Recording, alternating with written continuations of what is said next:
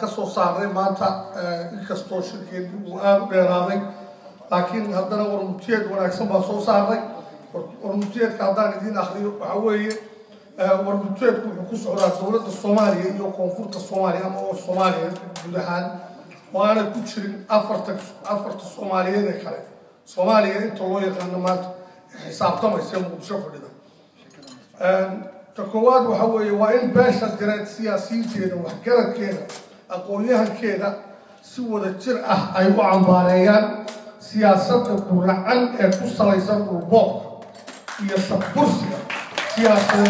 الله يقمام بيلا حكرات يكون في الصواري خاصة القوة درات بويكا يشملون تاس وحلوة فدياني كستو أقوليها سياسة أو كونفورت كل السياسة يقوى برلمان وزير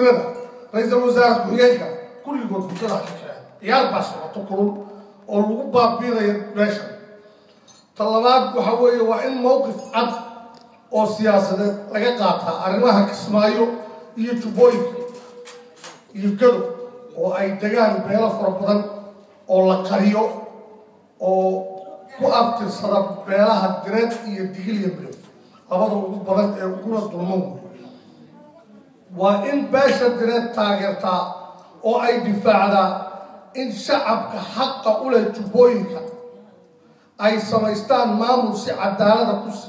كوي ماتا أو أي هرمود تاعي دولة الفدرال كصومالي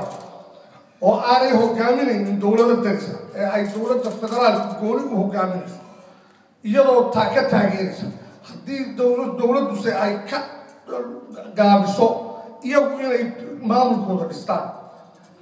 وإن باشا درات أي نخصو سمايستان مامور أي كل ديسينهين تاسو هرمود إنه قنيسا أي هرمود تاي دولة جيبوتي هي دولة الصومالية أبدا استولدوا وإن يسوف فرقليان بيلا درات الكونفورت كدولمن مامور وديسي دولة ما هاريس هالمرة يلا بسودا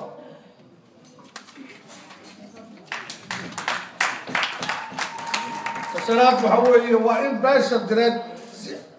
سيدا عادة وهاي ما أنت مركلة أي استعتاد دفاعي حقيقة هي حق أمة الصوماليين الوقت تمري خاصة كونفورت الصومالية حتى سوق قبل قرب كوكم سن قدام بيا جعل الله هنا مارتين أن يرى افتيميو خاصة الشيء وحوي waxaa soo socda ama aan ku baaqaynaa in aan ugu baaqno dadka dirka ku afsada iyo inta wanaagsan ee la digta ee aan boobka ugu imanay ay caadi u wada degan waxa uu soo socda wafdi Poland oo Djibouti ku socda marka hore Somaliland tagi doona Puntland tagi doona oo 45% population ku ay diryihiin la qariyada xaqna aan ku lahayn waxay tagi doonaan dadkaas sidoo kale galmudug waxay tagi doonaan Himin Yahay Hiiraan